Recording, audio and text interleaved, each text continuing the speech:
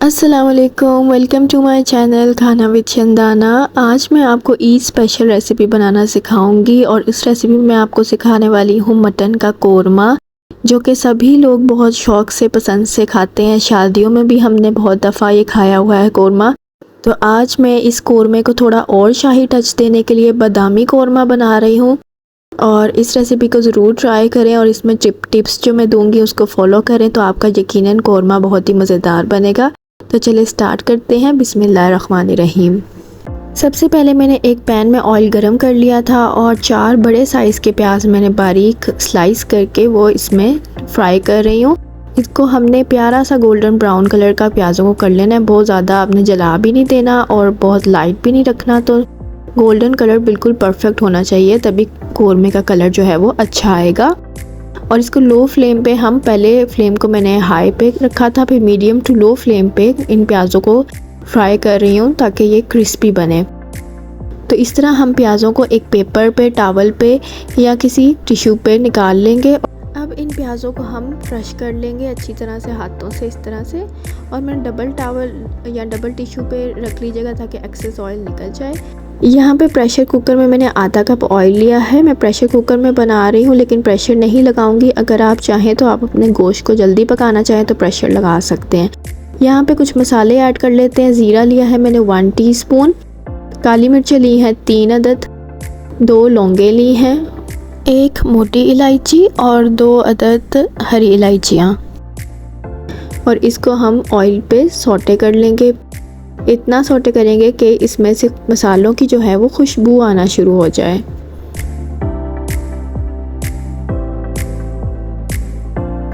यहाँ पे मैं डाल रही हूँ मटन, 1.5 किलो मटन है ये।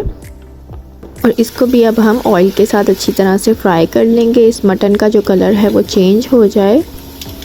गोश्त अच्छे से फ्राई हो गया है तो इसमें मैं शामिल कर रही हूँ लहसुन का पेस्ट 1 टेबलस्पून और साथ ही इसमें शामिल कर रही हूँ मैं अदरक का पेस्ट 1 टेबलस्पून। और इन दोनों चीज़ों को भी हम अच्छे से इसके गोश्त के साथ भून लेंगे। अब इसमें शामिल करेंगे कुछ मसाले। नमक लिया है मैंने 1 टेबलस्पून, कश्मीरी लाल मिर्च ली है 1 टेबलस्पून, इससे बड़ा अच्छा कलर आता है। लाल मिर्चों का पाउडर लिया है 1 टीस्पून, अगर कश्मीरी लाल मिर्च ना हो तो लाल मिर्चों का थोड़ा ज़्यादा कर लें। हल्दी पाउडर लिया है 1/2 टीस्पून और धनिया पाउडर लिया है 2 टेबलस्पून। इन सब मसालों को हम गोश्त में डाल देंगे और एक दफ़ा मसालों को गोश्त के साथ हम अच्छे से भून लेंगे। हांडी का जो है वो भून के पकाया जाए तो ही इसका टेस्ट जो है वो इन्हेंस होता है। तो अच्छे से, ताकि गोश्त की स्मेल भी ना आए, ख़त्म हो जाए और फ्लेवर भी सारे अच्छे से इसमें मिक्स हो जाएं। और अच्छे से भूनने की टिप ये होती है कि आप थोड़ा सा एक पानी का छींटा लगा के इसको दोबारा से इसको भूनें तो फिर ये फुली अच्छे से भुन जाता है।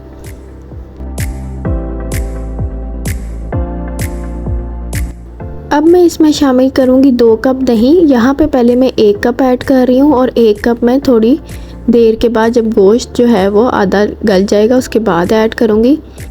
1 कप दही डाल के मिक्स करके इसको अब मैं चूल्हे पे रख दूँगी। 50% तक गोश्त गल जाना चाहिए। यहाँ पे जी गोश्त 50% तक गल गया है। आप अपने गोश्त को चेक कर लीजिएगा, जितना भी वो टाइम ले। आप प्रेशर भी लगा सकते हैं इस पॉइंट पे।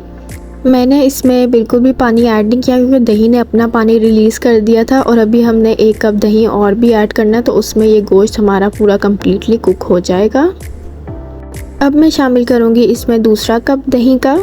1.5 किलो गोश्त है इसलिए 2 कप मैं ऐड कर रही हूँ। आप अपने गोश्त के हिसाब से दही ऐड कीजिएगा। और अब ये दही डाल के इसको हम दोबारा कुक करने के लिए रख देंगे जब तक ये मीट जो है वो फुली टेंडर हो जाए। यहाँ पे जी गोश्त जो है वो गल चुका है और अब इसमें डालने लगी हूँ मैं क्रश किए हुए प्याज जो हमने फ्राई किए थे। तकरीबन ये 1 कप बने हैं प्याज, जो 4 प्याज थे। 1 कप से थोड़े से ज़्यादा कर लें। साथ इसमें मैं डाल रही हूँ बादाम का पाउडर 2 टीस्पून। बादामों को मैंने क्रश कर लिया था। आप बादाम का पेस्ट भी डाल सकते हैं पानी में मिला के।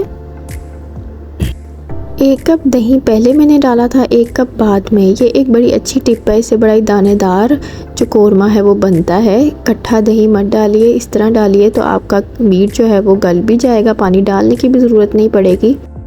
और कोरमा भी बड़ा अच्छा बनेगा। इसको अच्छे से मैंने मिक्स कर लिया। अब इसमें कुछ और मसाले हम ऐड करते हैं जो कि हमने ग्राइंड करके ऐड करने हैं। यहाँ पे मेरे पास 1 टीस्पून ज़ीरा, 3 से 4 अदद दालचीनी, 5 से 6 अदद लौंगें। उसके बाद मैं इसमें शामिल कर रही हूँ सौंफ 1 टीस्पून, छोटे छोटे जायफल और जलवत्री के टुकड़े। ये सारे मसाले इसमें शामिल करके इसको अच्छे से ग्राइंड करके और ये भी हमने कोरमे में डाल देने। इस पॉइंट पे बड़ी अच्छी खुशबू आएगी। साथ ही इसमें मैं डाल रही हूँ, ये मैंने बादाम भिगो के छीले थे, वो जितने मर्ज़ी आप डाल सकते हैं, आपकी प्रेफरेंस पे है, लाइकनेस पे है, जितने आपको पसंद हो। उसके बाद इसमें मैं शामिल कर रही हूँ गरम मसाला पाउडर 1/2 टीस्पून।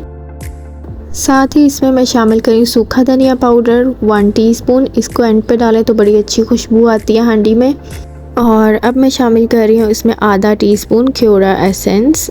इससे एक कोरमे वाली आपको ऑथेंटिक खुशबू आएगी। बहुत ज़्यादा मत डाल दीजिएगा, बिल्कुल ध्यान से डालिएगा क्योंकि एसेंस होता है ये। अब इसको अच्छे से मिक्स कर लेंगे और इस ग्रेवी को हमने सुखाना नहीं है। इसका शोरबा हम इसी तरह रखेंगे क्योंकि कोरमा जो है ना बहुत ज़्यादा चिपका हुआ उसकी ग्रेवी नहीं होती, थोड़ी ग्रेवी नज़र आनी चाहिए। और इसके ऊपर मैं डाल रही हूँ अदरक कटी हुई, हरा धनिया और हरी मिर्चों का इस्तेमाल नहीं कर रही मैं।